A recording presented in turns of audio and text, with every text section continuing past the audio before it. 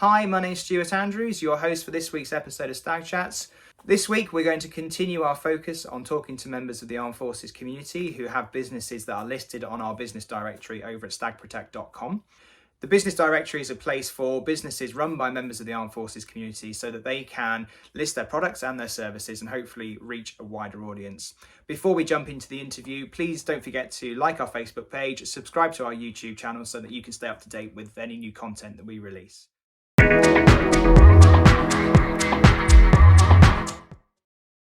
So this week I'm joined by Ursula from Wild Spirit Yoga. Ursula, to kick us off, could you give us a bit of background about yourself, please? Yeah, so I'm Ursula. I am 50 years old.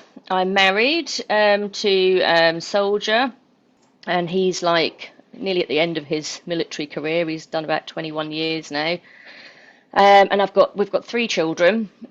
Two of them are living away from home. They're 24 and 21, and one 15-year-old boy at home with me. How long has the business been up and running and what do you do? So I teach yoga classes, and I started 5 years ago in Germany when we were living in Germany. And basically, I've done like yoga most of my adult life, going to classes and stuff. And I was going to classes run by another military wife in Senelager. And she was posted basically, and I'd been going to her classes. There weren't anything else kind of going on for the community, or that was in English anyway. And she got posted, and I thought, well, I want to keep doing it, so I'm going to go and train. So I decided to book a training, and I went off to India and did my training. So that's amazing. So you've actually done your training course in India. Tell me a bit more hmm about that. That sounds fascinating.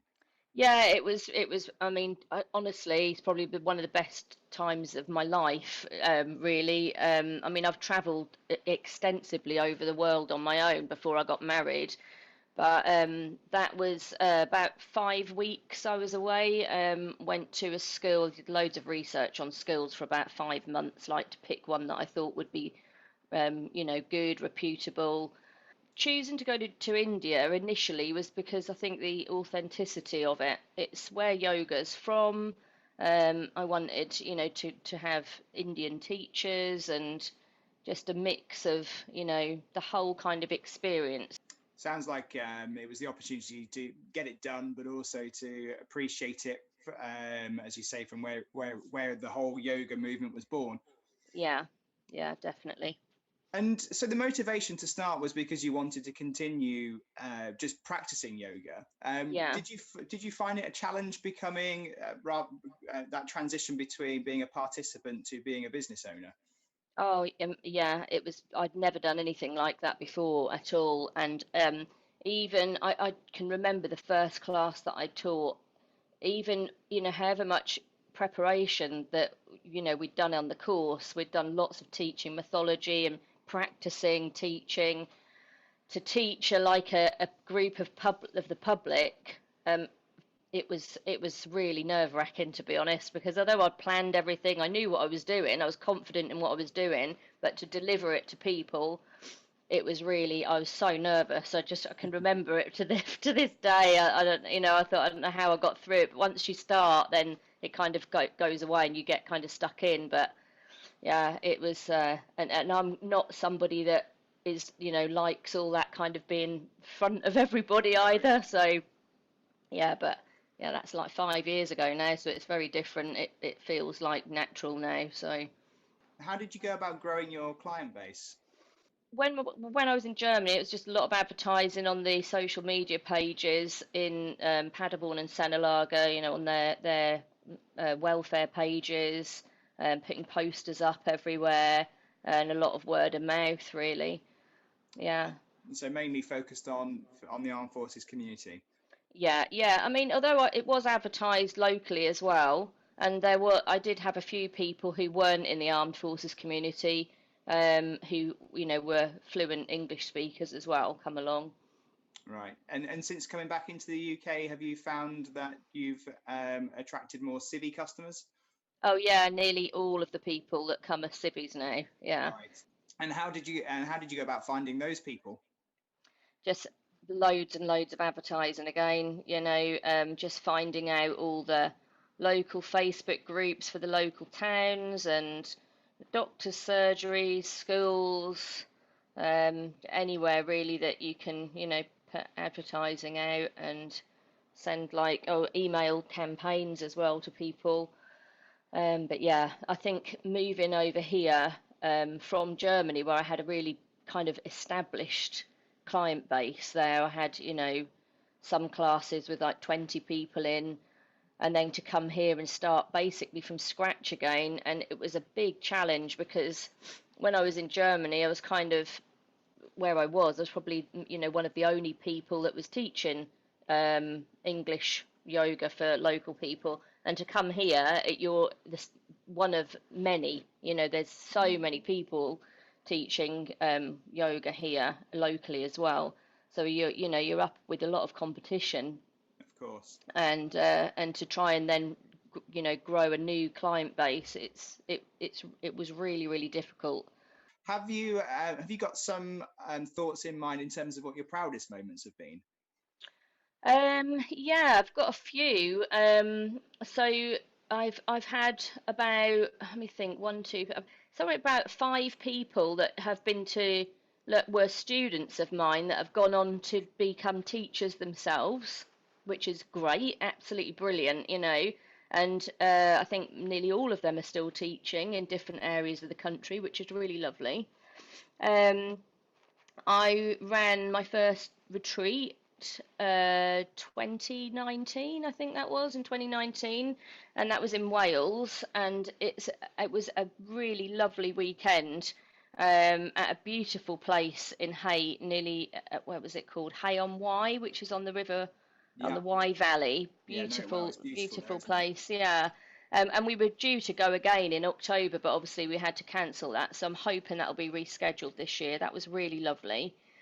And also last year, I think it was in November, no, maybe October, November time, I did a really large class for 6th Battalion Remy for their part of their mental health awareness week, which was really, really good. It was a bit nerve wracking because there was about 30 of them in this massive hall, but it was really good actually just to get everybody there and, do some, really good mindful movement and mental health awareness stuff, breathing and stuff like that. So that was really, really lovely to do. What's the most surprising thing that you've learnt on your journey as a business owner so far? I think that it's harder than I expected it to be. Right. 100%. When I did my training and then came back and started, I think I was just naive to the whole thing. Really, I just thought it was just gonna be straightforward and easy, and it really, really wasn't at all. Um, More so in England because there's so many different things of having to do stuff here.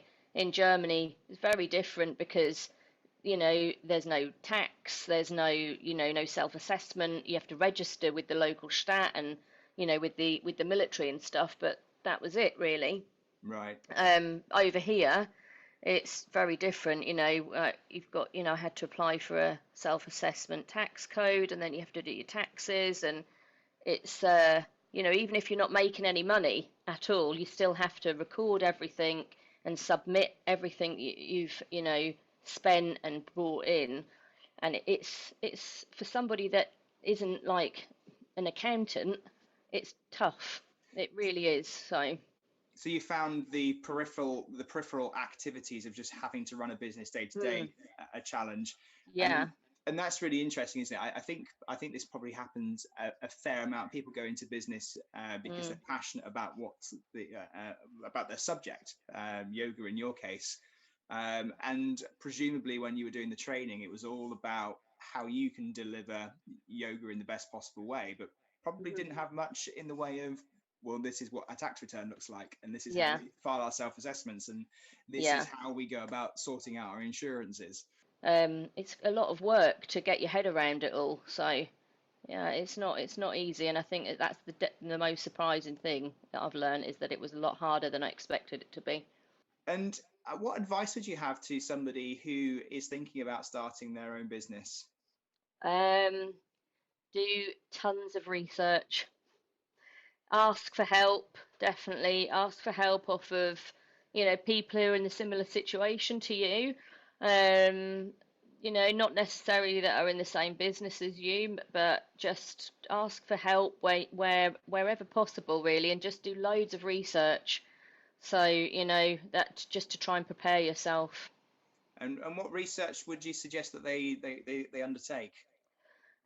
Research on like marketing, like demographics for local area, so what who your clients would be, what area they're in. So you're basically your demographics. Also, looking at stuff like the tax system and I mean, if you can afford an accountant, brilliant.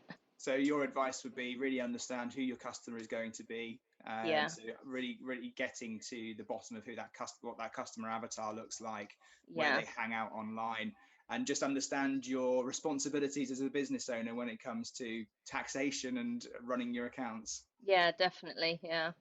Okay. And finally, Ursula, where can people find you?